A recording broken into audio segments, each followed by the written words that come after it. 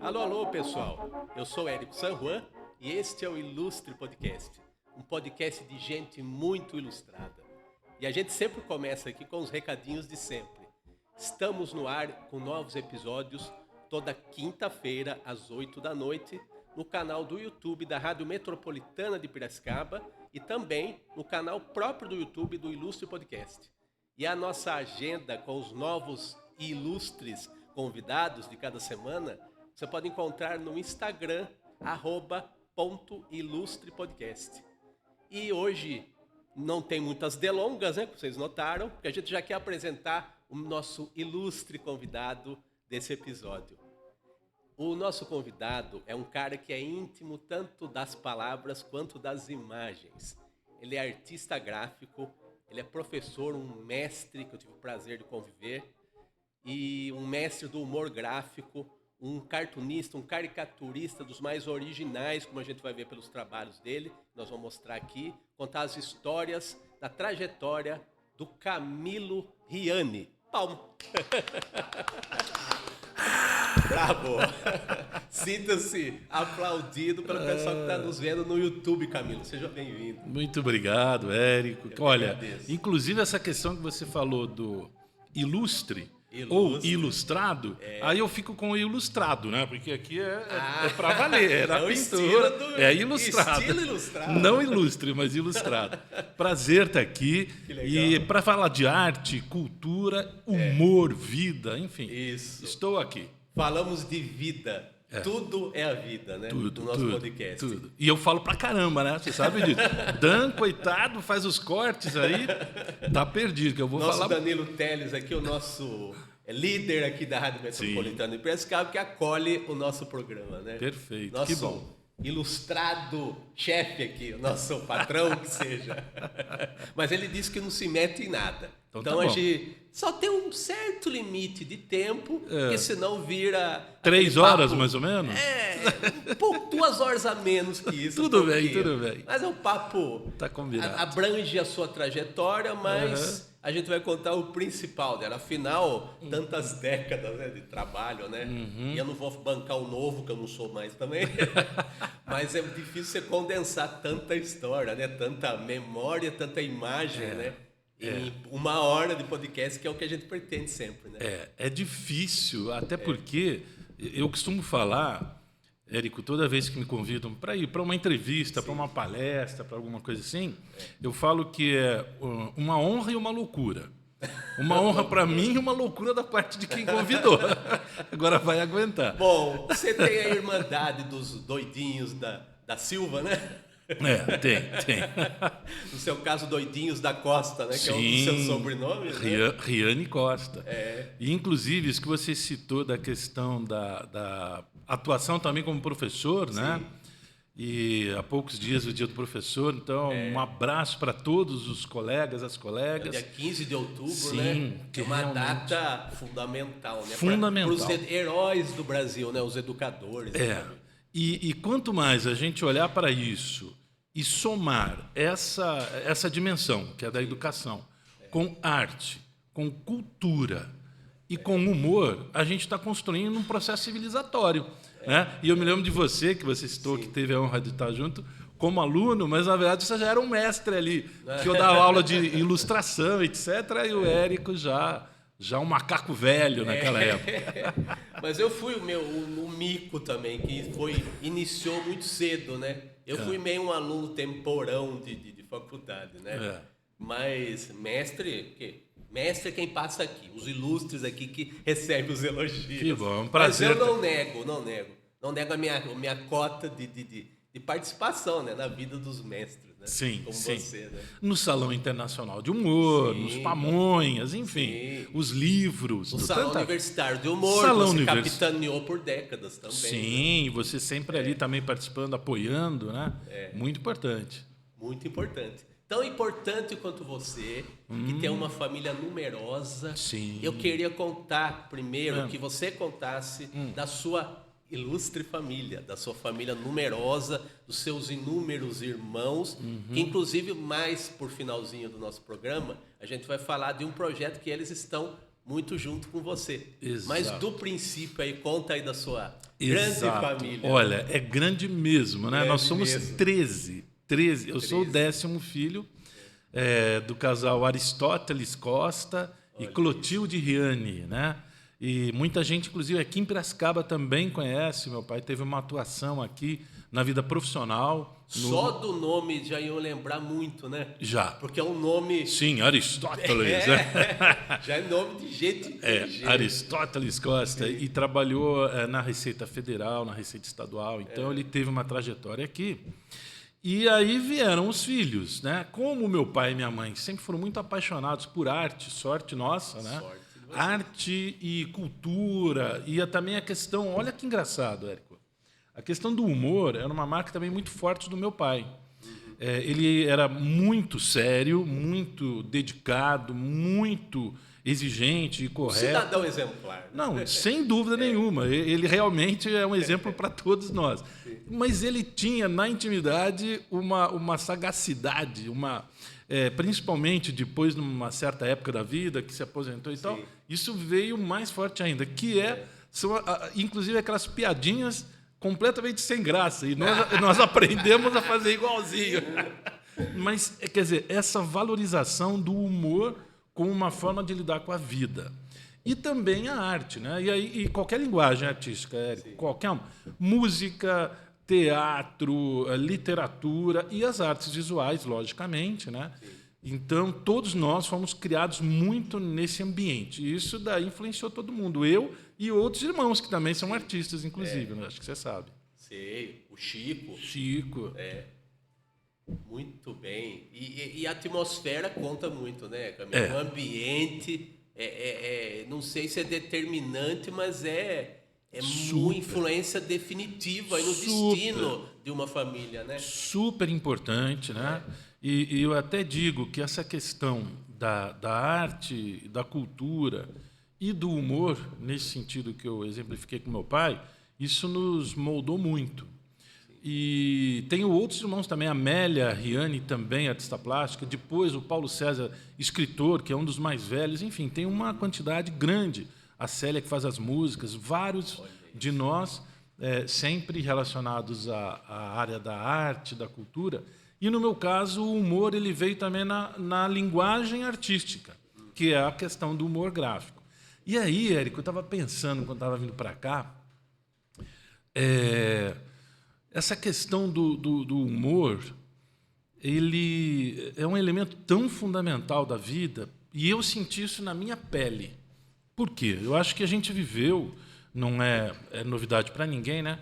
No mundo, o mundo está passando por um momento especialmente absurdo do ódio, né? do ódio, e o Brasil passou por isso muito fortemente também. Um passado recente. Um passado bem recente, muito recente, e ainda estamos vivendo os resquícios e os resultados dessa disseminação, dessa divulgação e intensificação do ódio. E aí, por que eu digo que eu senti na própria pele? Eu senti na própria pele por 2 motivos. Porque os artistas, e você sabe disso, foram especialmente, assim como algumas outras categorias, alvo de uma lógica burra, olha lá, Dan, não fica bravo, Estamos por favor, falando por com favor. Um humorista. Essa não Isso não é falha de gravação. Isso faz parte do roteiro. O ensaio que nós fizemos para isso foi quanto? Mas não se preocupe, porque outro dia eu tropecei no fio, quase que não tem podcast. Não chega tanto. Mas, enfim, essa questão então da arte, do ambiente e do universo artístico foi extremamente atacado. De uma maneira suicida, na verdade. Nós viramos alvos preferenciais, praticamente. Sim, e aí eu passei a ouvir, Érico, de pessoas próximas que eu jamais imaginei que pudessem ter até a coragem ou a covardia de não se envergonhar, explicitar esse E preconceito. até isso é um ato de ódio, de alguma Sim, maneira, né? exato. Você explicitar uma coisa que parece que você está guardando, que é inaceitável, mas a Isso. pessoa se sente liberada para Exato. exercer uma infâmia, né? Perfeita Né? síntese. Foi isso. Abriram-se as É um portas. desabafo. Né? E isso, logicamente, gera reações. Então, o que está acontecendo agora no Oriente Médio, também com a Rússia e a Ucrânia e tantos lugares do mundo, na África, é sempre o seguinte: você faz um movimento de ódio, você vai ter uma reação. E isso vai se retroalimentando. E a reação pode ser extremada também, infelizmente. Sim, aí é que tá. Você chegou no ponto crucial. Porque eu, e você me conhece há quantos anos, né? Sempre fui conhecido e de uma maneira muito natural, porque para mim isso era um modo de lidar com a vida. Como alguém bem-humorado, que procurava sempre ter uma visão, uma sacada, uma brincadeira, como um exercício mesmo diante da vida que tem seus problemas. Isso era uma característica natural minha, de vários irmãos. Tal. Eu perdi isso por um tempo, Érico. Então, o que eu digo? Eu senti na minha pele, sim, porque eu comecei a reagir de um modo também que não me dá nenhum orgulho. Porque... A gente acaba comprando, de certa forma, Exato. uma briga que não é nossa, Exato. não é da nossa natureza. Não é. E aí, agora, nesses últimos dias, eu tenho tido um mergulho, realmente, um aprofundamento nessas questões. Eu desenvolvi uma doença autoimune que está muito ligada a essas questões também, emocionais. Não é algo de somatização, não pode ser? Sim, mas sem dúvida. Embora já tenha muitos anos que ela se iniciou, nos últimos anos, últimos 6 anos, últimos 4 anos, logicamente que isso disparou. Isso... Não por acaso apareceu intensificar esses sintomas, essas manifestações com esses acontecimentos. Exato. Recentes, né? Infelizmente. Então, quer dizer, da desvalorização da arte, da cultura, da educação, da pesquisa, a questão da diversidade sendo jogada no lixo e uma intensificação da questão armamentista, ódio ao diferente, um emburrecimento geral e parece que um orgulho de atacar as pessoas que lidam com o conhecimento, etc. Ou seja, todo esse contexto afetou diretamente o meu modo de ser. E eu perdi muito da minha característica, e eu, hoje, reconhecendo isso, estou imbuído de uma decisão pessoal, para mim, muito histórica, mas também para quem convive comigo, de retomar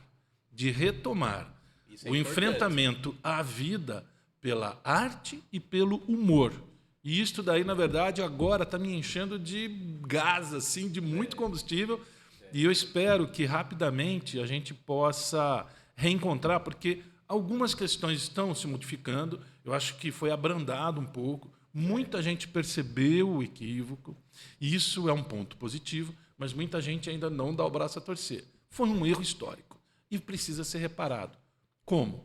Com o retorno, à dignidade, à valorização da arte, da cultura e, sobretudo, com a nossa atitude de quem também sofreu, de quem foi alvo disso. Acho que nós também temos que agora mudar a nossa atitude, rebaixar um pouco essa poeira e, no meu caso, pessoalmente, voltar com tudo à arte e ao humor. Você sabe quanto tempo que eu não faço uma caricatura, rapaz?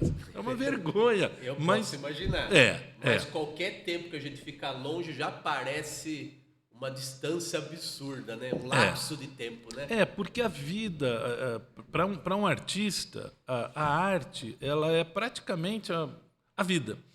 E isso me lembra vários conceitos, Érico, que a gente discutiu já em algumas ocasiões. Sim. Então, por exemplo, a ideia de que a arte, ela não, geralmente, ela acontece por si só no ser humano. Eu digo a criança. Não é? Se ela percebeu que alguma coisa rabisca, ela começa a rabiscar. Né? Tanto que tem as famosas rabiscadas das paredes, de quantas histórias. É bom. Mas aí isso depois vai se distanciando. E aí eu lembro do Chico Caruso, né, nosso amigo de vários júris também. E uma vez nós estávamos num júri do Salão Internacional, ainda era lá no teatro, lá no Lô Soneto. Fui o último lá, inclusive. E aí nós estávamos no júri, escolhendo os trabalhos para serem premiados, etc. E ele falou o seguinte, ele falou, quando... Porque normalmente numa entrevista, uma das primeiras perguntas, se não a primeira, é quando você começou a desenhar?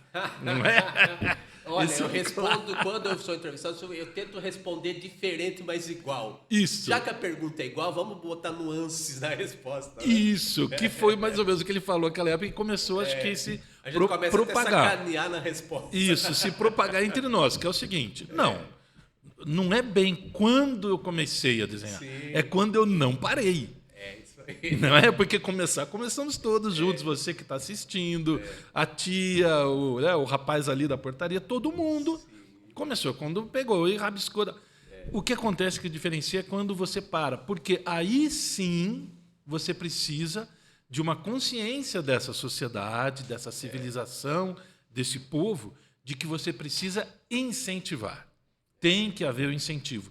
Não para que todos sejam artistas, não, mas para que você não perca esse vínculo, esse desafio criativo e estético que transforma o modo da gente pensar. Então, lá pelos 5 anos, 6, começou a alfabetizar, geralmente as pessoas se distanciam. Você que está nos acompanhando sabe, né? Se você lembrar, foi mais ou menos com essa idade, entre 5 e 7 anos.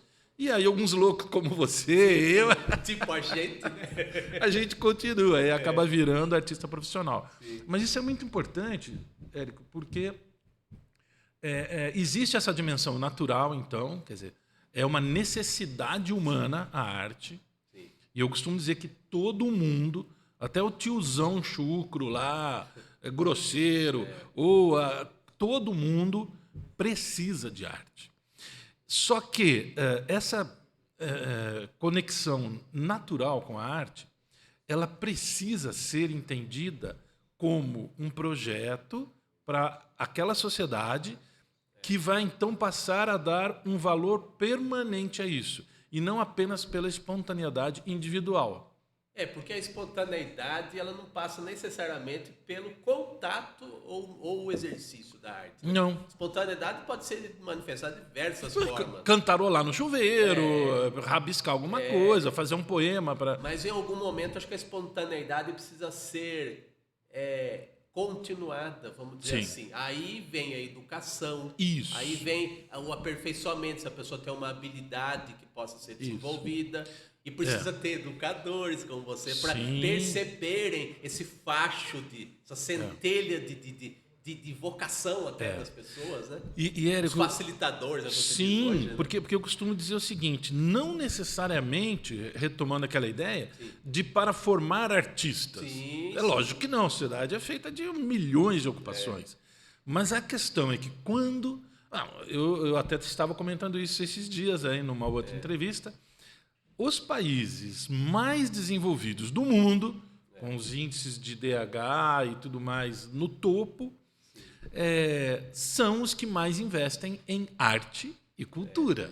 E aí eu costumo brincar o seguinte, qual é o erro de avaliação disso? A maioria das pessoas fala, é lógico, eles investem em arte e cultura porque são ricos, porque tem essa altíssima qualidade de vida. Não, é o contrário. Eles são ricos porque investem. Exatamente. Por quê? O teu pensamento, o pensamento do ser humano, ele pode se dar de várias formas. Quanto mais limitante for o repertório, provavelmente mais limitado será o pensamento. E pessoas limitadas são suscetíveis à manipulação, né? Totalmente. Tanto que algumas loucuras que acabaram acontecendo em vários países do mundo, nesses países mais envolvidos, não consegue essa intensificação de maneira tão massiva. Mas por quê? Porque você provoca o cérebro humano com outras conexões. Isso é importante para um médico, para um dentista, para um advogado, para o gari, para o mecânico, para todo mundo. É que eu percebo também que tem uma coisa, né, Camilo? Nós estamos num país que tem essas limitações que nós estamos comentando, e as pessoas são muito direcionadas para o exercício da sobrevivência, que pode ser, às vezes, miserável. O fato de você ganhar o pão não significa que você está íntegro como ser humano. Sim. E a arte tem que fazer parte disso, né? né? Tem que fazer. Não é um acessório, não é uma coisa para você só no fim de semana você ter contato, para você dar aquele alívio. Não é só Não é o isso, escape. né? É a formação É a vida. humana, né? Porque o que nos diferencia dos demais animais é uma das marcas mais importantes, diferenciadas, é a capacidade de abstração. Não é? Que existe uma questão cognitiva que acaba possibilitando você transformar o meio em que você vive de maneiras inimagináveis. Todos os animais transformam o espaço em que estão, ou para se abrigar, ou para comer, etc. Mas nós fomos além disso. O ser humano conseguiu, pela capacidade de abstração, construir coisas inimagináveis, inclusive coisas péssimas. É um talento para o bem e para coisas nem tão bem no bem Meu assim. Deus do céu. Até as próprias redes sociais, essa discussão é muito ampla, né? Possibilitaram, logicamente, as pessoas. A gente está podendo conversar com você que está assistindo, vocês dois que estão assistindo, não, porque eu. A questão do seguinte: este acesso à informação, a possibilidade de você transitar em vários lugares do mundo, etc., isso é positivo. A relação com outras pessoas, eu preciso de uma... Enfim, isso é maravilhoso, esse poder multiplicador.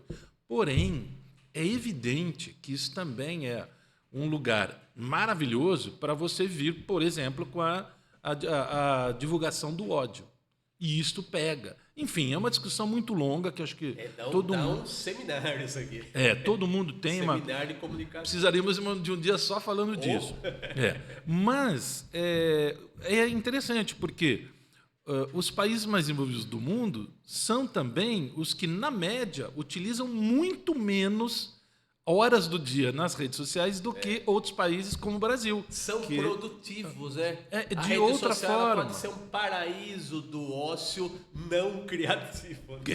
Lembrando o Domênico De Masi, né? né? Quer dizer, o ócio criativo ele tem que ser, voltando um pouco àquela ideia, de que é sim a responsabilidade da sociedade entender que espontaneamente só não dá. A arte e a cultura elas precisam ser fomentadas. E para ser fomentado, você tem que ter duas questões básicas, muito básicas. Uma é um ambiente de políticas públicas em que, pelo menos, você não ataque a arte e a cultura. Pelo menos não destrua. Né? Mas, se possível, que você agregue pessoas conhecedoras desse universo e que possam criar estratégias, projetos, políticas públicas. Só que só isso não basta. Isso é fundamental. Sem isto, não existe um país que alcance altos índices. Não existe. Mas o outro pilar, Érico, para isso acontecer, é a sociedade civil. É o empresariado, as instituições, a mídia, que aí vai assumir a sua responsabilidade e vai também lutar e investir para isso. Juntou esses dois pilares, você constrói maravilhas. E hoje nós estamos num momento em que esses pilares estão ruindo, né? A gente não pode deixar esses pilares, tem que ir além de preservar os pilares em pé, né? Dan, eu estou olhando aqui, estou espalhando a água aqui, devo estar falando alto pra caramba, né? Que eu me empolgo. Aí você depois mixa lá, tá bom? Fica tranquilo. Porque, Érico, o Oscar Wilde, né, que é um grande escritor britânico, ele uma vez comentou algo muito, assim, uma sacada muito, muito deliciosa de lembrar dele, que foi num título de um texto que ele escreveu, em que ele dizia o seguinte: toda arte é inútil. E aí, quando eu tive a primeira vez contato com isso... É chocante. Todo mundo ficou chocado. Ô, Oscar, justo como você. Assim? Cara, você é da turma. Você me decepcionou, pô. Aí ele começa a desenvolver esse pensamento no seguinte sentido. Um garfo é útil. Uma chave de fendas é útil. O automóvel ou a cadeira são coisas úteis. E assim por diante. E aí ele fala, bom, tudo bem, então essas são coisas de utilidade. Aí ele pergunta, e a vida? Qual é a utilidade da vida? Todo mundo sabe que a vida está muito acima da ideia de utilidade, Sim. de utilitarismo, de função. Isso, utilitarismo. A vida, tanto que ela está sendo tão desrespeitada, né, nesses momentos de conflitos e por outras formas também. Na pandemia foi muito desrespeitada a vida, até pelas autoridades. Enfim. A vida está sendo testada, né? Mas a vida, essa coisa difícil até de se descrever, ela não é pautada por uma utilidade, ela está muito acima disso. Sim. Aí ele vira e diz, pois é, a arte está no mesmo campo da vida. Não queira buscar. O que não impede que, por exemplo, a questão da ilustração, que é o quê? É a arte utilizada nos meios de comunicação, na literatura, arte na aplicada, imprensa, né? a arte. E não deixa de ser arte, porque está a serviço Sim. de um veículo. Né? Exatamente. Então, quer dizer, ela pode ser utilizada e aplicada, as artes aplicadas. Mas ela não é obrigatoriamente, por si, uma Tem uma coisa de existência utilidade. autônoma, né? Também. Perfeito, totalmente autônoma. Né? Então, são pequenos conceitos que, quando a gente começa a entender um pouco mais, a gente tem muita vontade de espalhar isso. Por isso que eu faço questão de sempre atender aos convites e o quanto mais a gente puder. E parabenizar vocês, viu, que fazem esse trabalho maravilhoso. Isso é muito importante. Agora, com ilustração, com arte, é uma coisa mais rara ainda. Então, eu estou muito feliz de estar aqui com vocês. Você é o verdadeiro influenciador, Camilo. Pro bem ou pro mal? Espero que mais pro bem do que pro bem. mal. Eu não chamo gente pentelha chata aqui, não. Pode deixar. Não, porque conversar 1 hora com uma pessoa insuportável seria muito difícil. Pois é, né? E tem essa questão também, né, Érico?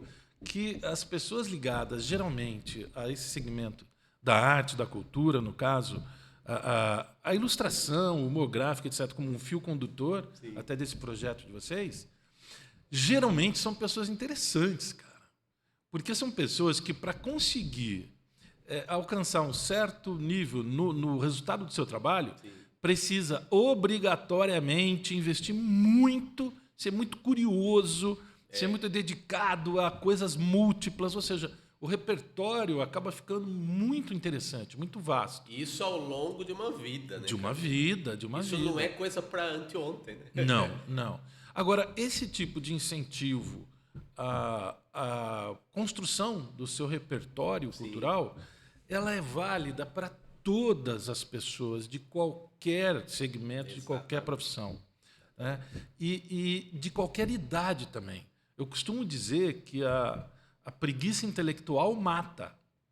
E mata mesmo, cara. O que tem de zumbi por aí, né? Que a gente vê, né? Ou é o morto-vivo, né? Minha nossa Ótimo.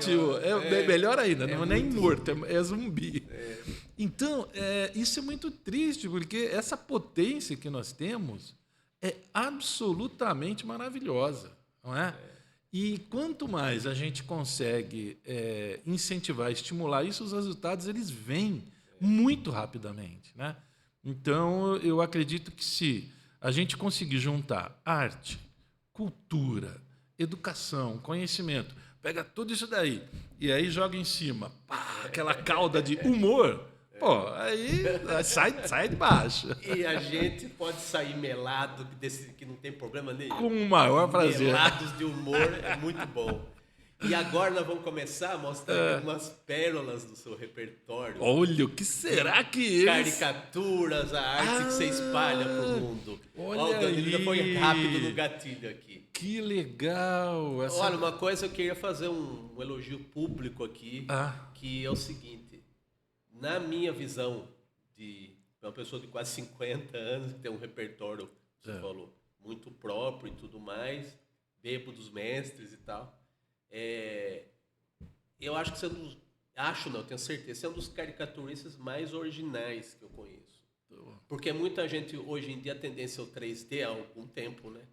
E eu percebo que muitas vezes, sem desmerecer os colegas, né? Aqui tem um cara no 3D que é o Lucas Labels, que é espetacular. Já teve aqui nessa mesa, né? Sim, espetacular. Gente boníssima, né? Você sabe Adoro, disso. Ele nossa. passou pelas suas mãos no Sim, salão da Unimep, no no salão salão. universitário.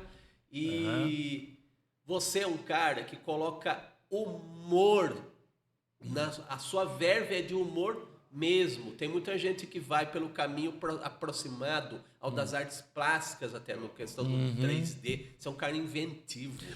Érico, É uma caricatura carismática. Érico, eu aprecio há muito tempo. Até quando eu não te conhecia bem, né? Depois a gente teve esse contato, né? Sim. Então, a gente só fica mais fã, sabe? Eu tô mexendo aqui porque...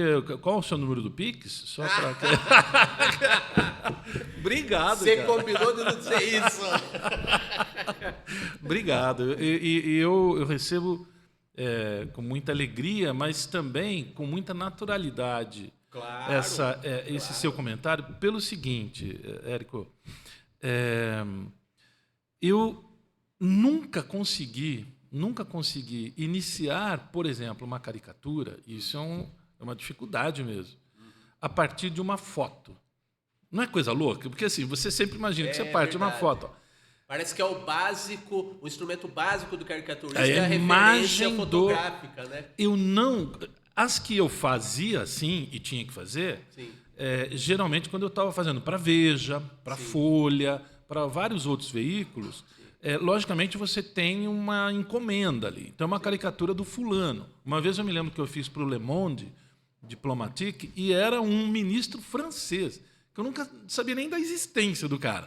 Então, como é que eu vou fazer uma caricatura de memória de alguém que eu nem sei quem é? Então, e aí não é uma foto só, geralmente. Você tem que ter algumas diferentes para tentar entender, porque a caricatura ela não traz apenas, pelo menos a minha forma de fazer a caricatura e como eu percebo de muitos colegas, é que a caricatura ela é muito mais do que a fisionomia.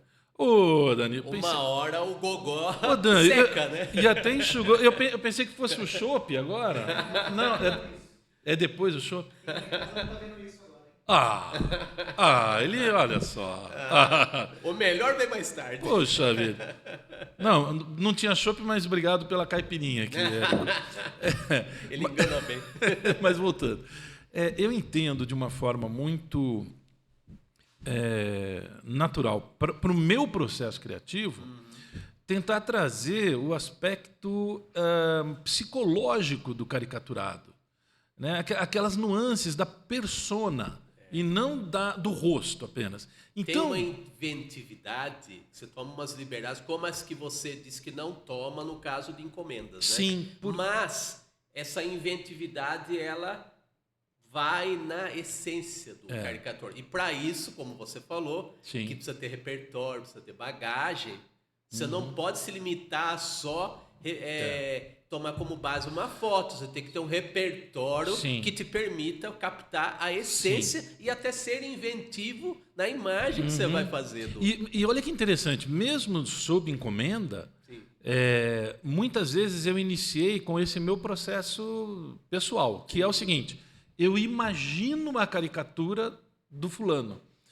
E fico imaginando, e de repente começa a desaparecer orelha, nariz, e vai ficando só aquilo que eu quero trazer com potência.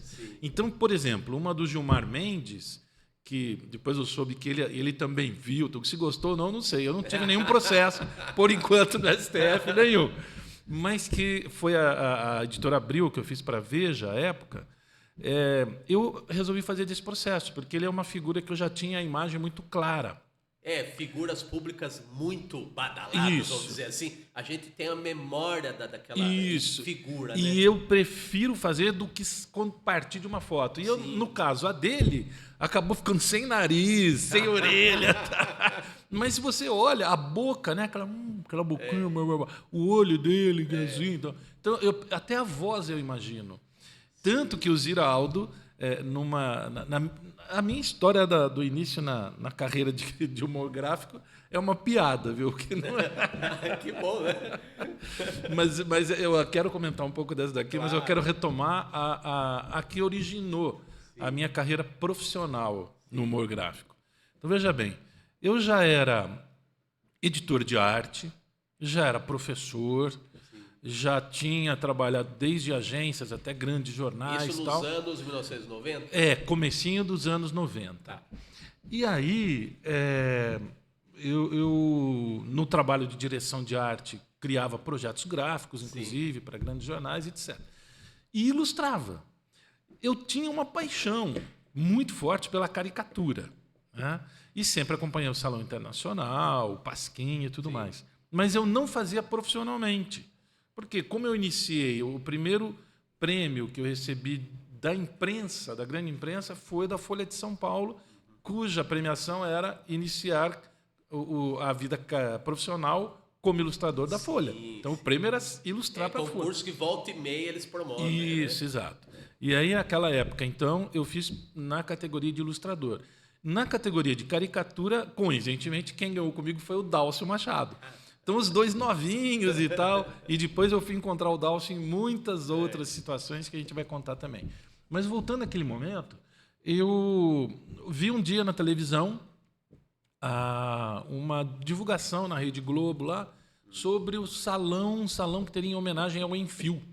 O salão Isso, em BH, Salão Internacional de Humor, Enfio, em homenagem a ele. E aí, cada vez que eu via aquilo, eu começava a falar, pô, quer saber de uma coisa? Eu acho que eu vou arriscar, né? Não vou falar para ninguém mesmo, né? Já tenho a minha vida profissional aqui e tal. E aí chegou um momento que eu resolvi fazer uma caricatura do Enéas, que era candidato a presidente à época. Meu nome é Enéas, aquele jeito louco dele e tal. Aliás, Danilo, pode estar na agulha aí, a do Enéas. É a próxima, será? A do Enéas? Aqui, ó. Olha aqui desse lado, exatamente, cara. Nossa, tem uma história daqui, então agora a gente vai contar. Conta para nós aí, conta para nós. E aí acontece o seguinte, eu estava naquela época fazendo uma produção de algumas telas entre a pintura abstrata e muito gestual. Sim. Isso daqui mesmo. Mas a gente nota que os seus trabalhos, eles têm um vigor, né? Uma inquietação, né? Mas é porque eu sou exagerado. O professor todo arrumadinho. Não, aí você vê o trabalho dele, é isso daqui. Eu sou exagerado, cara. E essa questão da voz que eu comentei, né, que até ouço a voz assim, é verdade. Então eu ficava imaginando o Gilmar Mendes falando, e aí o Enéas falando, assim. Então, só a intensidade, o timbre, a forma, já é um mote para você escolher a linha estética do trabalho. Sim. Muito bem, voltando a essa caricatura. Aí eu resolvi, falei, acho que eu vou fazer o Enéas, porque aquele cara lá é muito caricato. Mas eu vou fazer no meu estilo. Sim. Não é encomendado, não é nada. Se ninguém entender, não entendeu. Se entender... Faz que nem ele, solta os bichos, mas no desenho. Solta. Não, eu soltei ali. Solta os cachorros, o que for. E aí, cara, eu já estava, nessa época, olha que louco, trabalhando. Eu estava como editor de arte do Diário do Povo, em Campinas. Sim. E tinha a equipe da editoria de arte que eu comandava, que tinha o Da Costa, o Bira, outros grandes caricaturistas. Olha como eu sou passado em anos, vamos dizer assim. Eu lembro de uma foto sua na capa do Diário do Povo, quando estreou o novo projeto gráfico. Verdade. Você estava na capa do Diário do Povo. Que foi um trabalho gigantesco, mas sim, magnífico a experiência, com pessoas fantásticas, em que nós reformulamos todo o jornal que passou a ser colorido naquela época. Nós somos da época do jornal preto e branco aí, né? Nós somos da época do jornal. Da época do jornal. Enfim. E aí eu estava com essa curiosidade, porque eu vi ali a divulgação e eu não me lembro exatamente de que forma, mas eu sabia que o júri seria composto pelos amigos do Enfio. Sim. Então eu falei, pô, é o Ziraldo, é o Jaguar, é o Paulo Chico, pra caramba. E aí eu falei, eu vou mandar. Só que eu não vou contar para ninguém.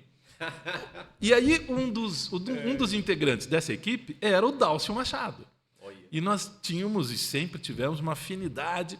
Bom, é difícil não ter afinidade com o Dálcio, né? Não. Assim, todo mundo é irmão dele. Mas, enfim, era muito forte. E aí eu fiz, então, este Enéas, naquele estilo intenso, e aqui a barba. A única coisa que é mais realista é a carequinha, né? É só o topo aqui. Esses olhos esbugalhados, loucos e tal. Mas é o Enéas, cara. Então, cara, mas olha o que aconteceu. Aí a única pessoa que eu perguntei, logicamente, a minha esposa, a Andréia, né, ela já conhece as minhas loucuras, entendeu perfeitamente. É cúmplice. O médico mandou não contrariar, então ela deixou quieto. Mas aí tinha uma moça que estava fazendo um serviço lá em casa daquele dia, E eu resolvi falar, não conhece o meu trabalho, vou perguntar, né? Aí eu mostrei e falei, o que você consegue ver? Olha que imprudência minha também. Ela, tem... é uma caricatura, é um rosto, né? Ah, que bonito. Não, eu até expliquei, não é para estar bonito, é caricatura, mas enfim. É um rosto. Você consegue imaginar quem é? Difícil. Até profissional, às vezes, olha e não enxerga, o Enéas, né? Mas assim, eu quis fazer um primeiro teste e tal. Sim. E aí eu falei, olha, é um político, é um candidato a presidente. O Lula! Pô, segunda tentativa falhou. Caramba, eu falei, não vai dar certo daí. Mas enfim, eu embalei e mandei. Naquela época a gente mandava original pelo correio. Então. Foi para Belo Horizonte e sim, um mês, dali um mês e meio, eu estava um dia no jornal, lá no setor de pré-produção, de pré-impressão, discutindo alguma questão técnica e tal. Aí toca o telefone, e a redação ficava nos andares mais de cima. E era um colega, jornalista, dizendo, Camilo, eu tenho uma ótima e uma péssima notícia para você. Eu falei, o que aconteceu? A ótima notícia é que você acabou de ganhar um prêmio. E o prêmio? Que prêmio? Eu não sabia que ia ser naquele dia, né? E aí ele falou, não, mas espera aí, a má notícia é que você vai ter que dividir esse prêmio. Aí caiu a ficha, eu falei, pô, é o Salão em Fio. E aí eu falei, má notícia? Divido com quantos for? Alguém entendeu a minha caricatura, caramba! Aí ele falou, e o cara que empatou com você está na linha e vai falar com você agora, espera aí. Bom, eu tô quase adivinhando, mas vamos deixar para o nosso ilustre Quem era? público.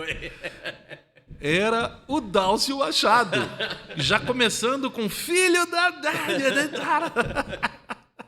Eu falei, o quê? Começou bem, né? Eu falei, o quê? Começou Dálcio? O muito que bem. que... Falei, cara, a gente acabou de ganhar o primeiro lugar, só que está empatado. Como que você não me mostrou? Eu falei, mas não mostrei para ninguém.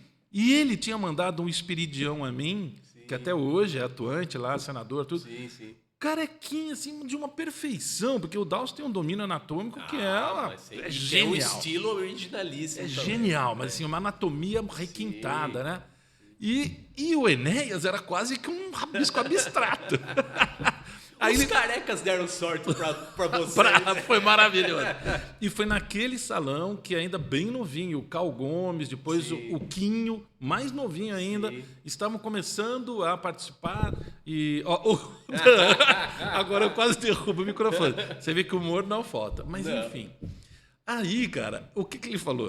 Ele falou, e é o seguinte, a gente tem que ir agora para Viracopos. Ele nem tinha ido para o jornal, porque ele ficou tentando saber do resultado o dia inteiro. Quando ele conseguiu... Ele estava lá na expectativa. Ele estava. O Dálcio é um dos maiores vencedores de salões de humor no mundo.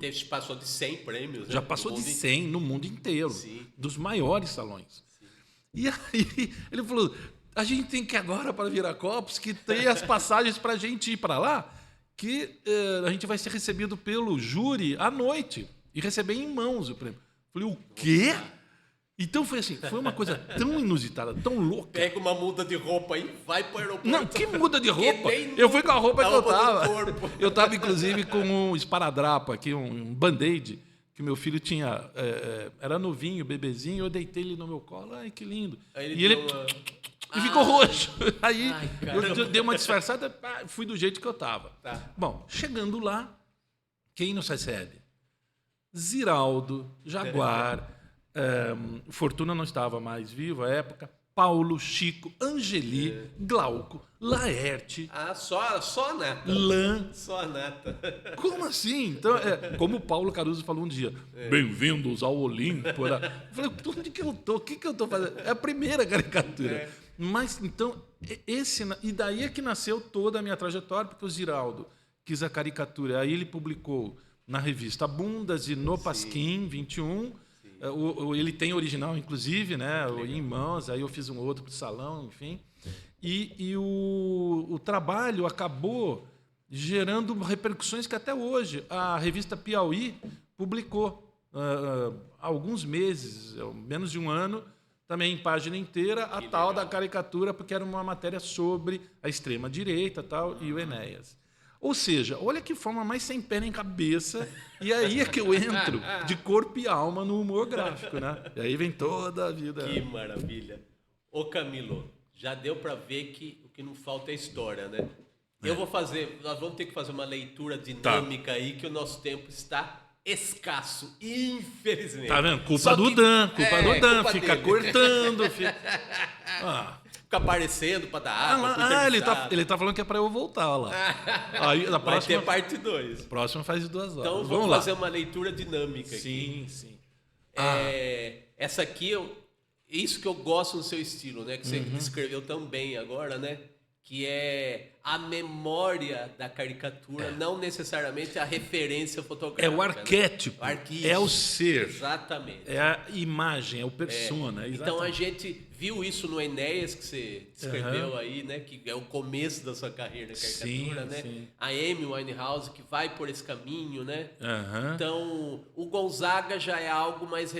Você pode voltar, Danilo? Então, um pouquinho? agora, olha que interessante. Se voltar ali, o Luiz Gonzaga... Isso, já é uma coisa mais aparentada à xilogravura, técnica da xilogravura. Que é uma metalinguagem por Sim. conta da questão nordestina, Exatamente. né? Mas ele já é mais identificável, embora seja Isso. bem ousado, mas isso daí porque também era encomenda para um calendário artístico. Tá.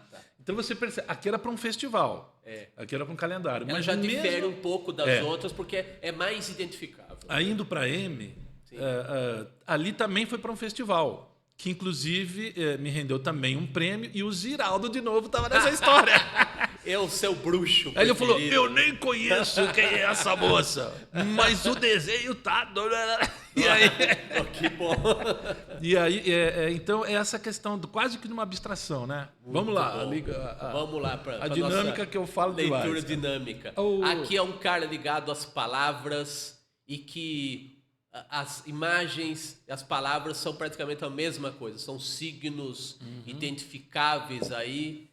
A palavra vira arte, né? A própria tipologia da palavra já é arte, né? Já. A tipografia já é. E a que você faz enriquece ainda mais Olha, a imagem da palavra. Né? Aí tá mas tão carregado de metalinguagens e de afetos, porque a própria ideia de você ter uma multiplicidade de estilos, de tipografias, tipologias, etc., é exatamente a ideia da diversidade e de que nós não somos iguais a cada momento.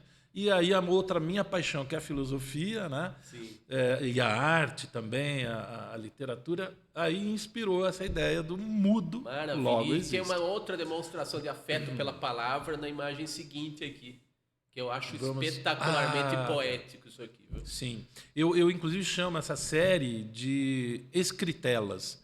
São telas escritas, em que a letra, né, ou no caso... as palavras, etc., elas são tratadas como imagem. Exatamente o que você falou. E muita gente não lê o que está escrito aqui. Porque nós temos uma vivência, um repertório que nos obriga até a perceber. Porém, aqui tem um outro desafio, que para mim foi muito, muito especial. Aliás, agradeço até por vocês terem colocado, porque eu estou me sentindo nesse momento de retomada dessa ideia. Que maravilha. Porque a palavra plenitude-se, ela em si é um neologismo, ela não existe assim, né? Não é um verbo para você ser, né? Mas me caiu essa ideia assim, de um desejo de que todo mundo possa ir em busca de uma plenitude. Então, plenitude-se. O que dificulta mais ainda para as pessoas lerem. Não, mas muitas vezes a gente tem um significado que você está generosamente aqui expondo, né? O seu significado. Mas há as interpretações que o público pode fazer, plásticas e até afetivas. Né? Quase que uma obra de arte abstrata. Exatamente. Né? Em que as cores e as formas predominam. Vamos para as próximas aqui, Danilo? Olha, a gente está falando de palavra, né? Esses são trabalhos marcantes aí. O trabalho da esquerda é o mais recente, que você aplica a palavra... Você transforma em imagem. A palavra é o seu meio aí de expressão, que é tão importante quanto a sua caricatura. A palavra é o desenho da palavra, a expressividade da palavra. E na direita temos um trabalho muito marcante seu, que é a sua exposição aí da trajetória dos salões de humor de Piracicaba, né? Que isso aqui foi o resultado do meu mestrado, que Isso. acabou virando livro, com prefácio, inclusive do Ziraldo. Ziraldo, De novo, sempre ele. O Ziraldo fez o prefácio. E esse livro me rendeu o primeiro troféu HQ Mix na minha vida. Que foi por conta do trabalho acadêmico, do trabalho teórico considerado melhor no Brasil. E foi aí então que eu vim conhecer Serginho Grossman, etc. Né? Então foi a primeira oportunidade de ganhar o HQ Mix. E esse é muito recente. E esse daqui é recente, mas esse daqui Tem também... uma história linda essa capa, né? Que é o Jal escolheu, ele insistiu para você fazer. Você estava num momento delicado, mas ele teve a sensibilidade de insistir, né? E isso acabou... Essa teimosia, a boa teimosia do nosso querido Jal, acabou rendendo uma capa espetacular de uma coletânea de caricaturas em celebração ao centenário do Darcy Ribeiro, né? Promovido pelo um projeto capitaneado pelo Jal para o Memorial da América Latina, que eu também tive a honra de participar como caricaturista, sim. né? Oh. E na outra página está o seu irmão, o Chico. Exatamente. Excelente companhia. Dan, você pode cortar outras coisas, porque eu preciso contar rapidamente a história. Eu preciso contar com aquilo que você citou. Esse momento que você cita, ele ainda eu estou vivenciando. Sim. Numa outra fase agora, Sim. com um pouco mais de facilidade, com Sim. um tratamento longo graças a Deus. e eterno. Enquanto eu viver, eu vou ter que estar envolvido com esse tratamento para tentar manter como está, não tem como regredir. Mas eu estava num momento muito mais limitante. Então, eu não estava fazendo praticamente nada de arte nesse período, e isso destrói até o emocional. Isso machuca muito. E aí chegou o último dia, né, do prazo para reunir para essa exposição, e o Jal mandou um recado para mim. Pô, você não vai mandar? Caramba, tá todo mundo esperando, né? Manda uma caricatura. Eu falei, Jal, eu não tenho nenhuma pronta do Darcy Ribeiro e eu não estou em condições de fazer. Não vou fazer, né? Agradeço e tal. E aí depois ele falou, olha, então se você precisar, eu dou até um prazo. Você consegue até amanhã? Tal. Eu falei, puta. Eu percebi um carinho dele. Né, de falar, não, vamos lá. Isso não é uma cobrança, isso não. E eu não sabia que meu irmão tinha feito, o Chico. E eu não sabia que o Chico estava selecionado para o livro também. Olha só. E aí eu falei, eu vou tentar. Eles estavam, inclusive, o Chico e a Amélia, fazendo um trabalho de arte ali na minha casa, que eu chamei esses irmãos, porque eu não conseguia mais fazer sozinho. E aí eu comecei a arriscar como se fosse escrever um bilhete. Darcy Ribeiro. Dardeci. Porque o Darcy Ribeiro, ele foi uma pessoa que se doou pelas causas dos indígenas, da democracia, da educação. De novo, você chegou na essência da personalidade, só que pela palavra, Exatamente. Aí eu falei, eu não vou ter condições de fazer uma caricatura, mas eu vou fazer uma homenagem pela palavra, que era também o instrumento dele, do Darcy. E aí, Dardeci Ribeiro, eu falei, pronto, se não entrar não tem problema nenhum, eu já estou feliz de fazer essa homenagem. É pequenininho esse, juro, é desse tamanho. O original. O original. É pequenininho. Eu fotografei, aumentei e tal. E aí falei, mostrei ali para o Chico, né, que estava ali, e a Amélia. Aí que ele falou, nossa, eu fiz uma coisa do Darcy também e tal, e ficou assim. Vocês conseguem entender? Não, lógico. Eu vou mandar. Pum. Aí, quando, de repente, vem a informação de o Jal me procurando. Pô, caramba, onde você está? O pessoal do Memorial está querendo falar com você. Por quê? Falou, não só entrou, como vai ser a capa, vai ser o nome do livro. Eu falei, o quê? Uma homenagem ao Darcy Ribeiro, com uma escritela, com uma arte em que eu praticamente já tinha desistido. Né? E aí, o melhor de tudo é que estava na companhia de grandes amigos e do meu irmão, que aí entrou também no livro. Então, é carregado de muito afeto e do que a gente acredita, né, Érico? É a arte, é a cultura, é o afeto, é a democracia, a dignidade. Então, eu tenho um carinho muito especial. Eu acho que isso daqui é um símbolo muito forte da sua retomada, da sua redescoberta pessoal, sabe? Sim. Para mim também é emocionante. Eu tenho muito orgulho de também estar junto com você nessa aí. Muito bom. Cara. Vamos para os próximos, Danilo? Esse deve ser um trabalho muito especial para você, porque o Monteiro Lobato faz e fez parte da vida de muitos brasileiros, seja em que idade né? Sim. E você foi no tempo que ainda não tinha caído em domínio público, a obra do Lobato era publicada só pela editora Globo, né?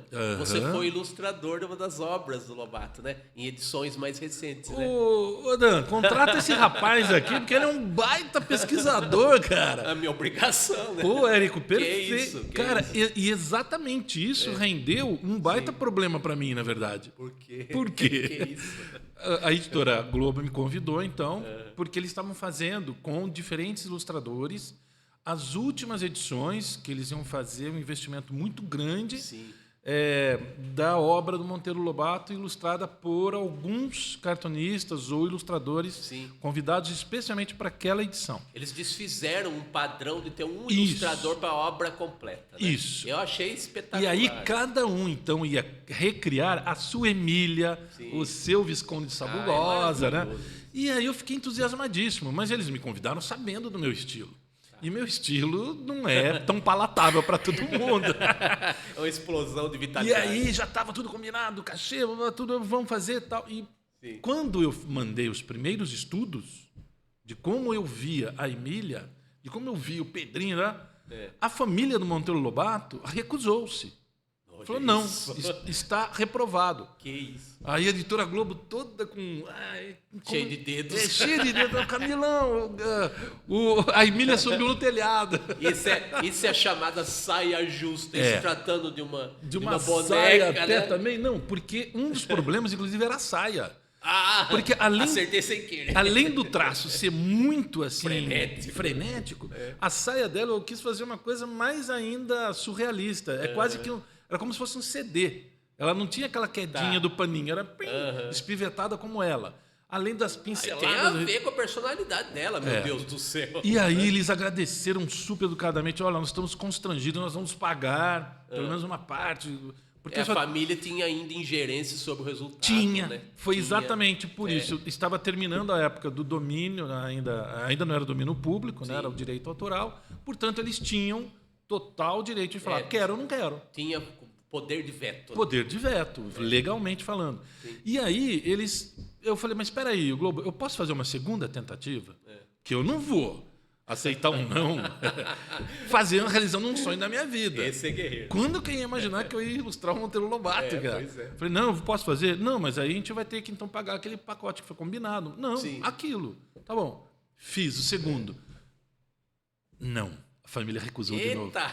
Aí eu falei, tá bom, eu vou pedir uma coisa para vocês. Virou desafio. Eu vou fazer até a gente chegar num acordo. Virou questão eu fiz de honra. 4 versões. Na 5ª foi aprovado. Olha e aí isso. o prazo já estava correndo, então a editora Globo foi muito compreensiva também. E eu acho que a família falou, tem um doido do outro lado, vai que a gente não autoriza, ele é capaz de fazer uma loucura. Deixa ele. E aí virou esse livro que foi, enfim, traduzido. Com as concessões que eu imagino que você deva ter feito, isso é a sua cara. É isso que importa. Exatamente. A sua essência não se perde. Jamais. Conseguimos chegar num denominador comum. Que maravilha. Vamos pro próximo, Danilo. Isso é legal. Eu quis mostrar esse desenho pelo seguinte. Ele é um estilo de trabalho que tem a palavra, né? Sim. Que é meio que um quebra-cabeça. A obra de arte no legítimo sentido da arte. Sim. Aquela concepção do quadro que você vai numa exposição, apreciar os detalhes, ficar longamente tentando descobrir o que o artista quis dizer com aquilo. Sim. Os pequenos mistérios que ele coloca nos detalhes. E aqui a gente vê muito bem essa concepção. E essa concepção de trabalho remete ao seu trabalho mais recente coletivo, com os seus irmãos. E a gente retoma o começo da trajetória e você está retomando esse convívio de uma outra forma. Pode passar, Danilo. Perfeito. Então é uma ligação muito olha aí. à equipe querida do Muro Arte. Chico Riani, Paulo Riani, esse daqui eu não sei quem que é do meio aqui. A Rosana Borges Zacaria, uma grande amiga, e a Amélia Riani, também irmã. E tem a ver com educação. Sim, também. isso daqui no Colégio Doutor Prudente. E são as mãos das crianças, mãos, dedinhos e tal, que formam todo É uma obra coletiva, não só com seus irmãos. Exato. Eu acredito, viu, Camilo, que seja uma síntese brilhante aí da sua trajetória. Que tem uma coisa da interatividade, tem uma coisa de você mostrar uma concepção artística que é compartilhada, né, também com os agentes do trabalho, né? Sim, que são os sim. alunos das escolas, que você vai desenvolvendo esses muros com arte coletiva, né? E eu tinha um desejo tão grande de envolver as pessoas de uma outra forma, mas eu não achava a solução. Sim. Por conta disso que do início da nossa conversa, Sim. é preciso que as pessoas vivenciem a arte. Se as condições não são as melhores, o que os artistas podem fazer? E eu ficava com isso. Sim. Eu queria, e aí iniciou-se por aquela imagem anterior, em que eu faço uma parte das palavras, aí eu cubro, e as pessoas fazem o resto. E virou o Paulo Caruso na abertura do Salão Exatamente. Internacional, aquele outro trabalho. E o muro também, eu delimito onde pode, onde não pode colocar mão, dedo e tal, mas a hora que você retira a cobertura, vira uma imagem completa. Só que aí, por exemplo, mais de 1000 pessoas. A mais nova tinha 1 ano de idade. E o mais idoso, 90 anos, que foi meu pai, foi a última obra, o último convívio que a gente pôde ter antes dele falecer. Então, assim, para mim é uma realização de um sonho, realmente, a arte coletiva. Olha, você conseguiu realizar isso e continua fazendo, né? Sim, continuamos. Esse projeto está vivo. Queremos fazer mais aqui em Piracicaba. Nós estamos com o apoio também da CIP, do SESC, da Neurônio Adicional, de tanta gente no próprio a Diretoria Regional de Ensino. E vamos levar isto para toda a cidade de Piracicaba, para Rio Claro, para toda a cidade da região, para o Brasil e para o mundo. A gente tem que contagiar todo mundo. Maravilhoso. É um bom contágio, né? E esse contagioso nesse sentido, não tem coisa melhor, né?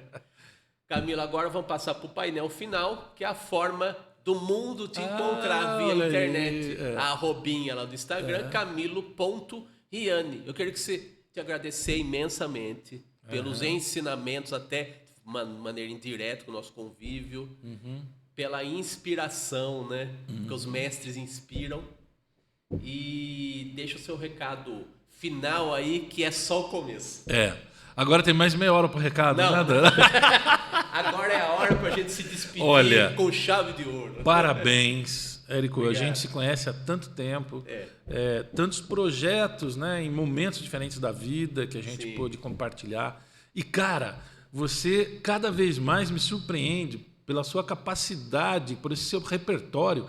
Você estava contando coisas da minha carreira que até eu teria dificuldade de lembrar o detalhe da conexão. Cara, genial, parabéns. Obrigado. Piracicaba tem muita sorte de ter artistas como você, o Brasil também. E assim, a minha última, se eu pudesse resumir tudo, é que a sociedade civil, cada um de nós que está aí acompanhando, faça a sua parte. Mas de verdade, para que a arte e a cultura passem a invadir a nossa vida, mudar esse parâmetro. As condições das políticas públicas já estão sendo retomadas para que a gente possa dar mais atenção a isso e temos que fazer a nossa parte. E aí, por fim, pega tudo isso e vem de novo o caldo do humor. Isso aí. Façamos Muito obrigado. a nossa parte com muita arte. Muito. Camilo, muito obrigado. Obrigado, Érico. Valeu. Valeu, é isso aí, Muito pessoal. bom, muito bom. Obrigado. Valeu. Pessoal, estamos aqui encerrando mais um ilustre podcast com mais um ilustríssimo convidado. Um convidado ilustrado de uma forma muito vital, uma forma muito legal. Vocês acompanharam aqui o nosso querido Camilo Riani. E vamos para os recados finais, que são os do começo também, reforçando, né? Nós estamos com novos episódios do Ilustre Podcast toda quinta-feira, às 8 da noite. E você pode conferir os episódios, os antigos da nossa fase radiofônica e os novos dessa nossa fase MesaCast, no canal do YouTube do Ilustre Podcast, o canal próprio.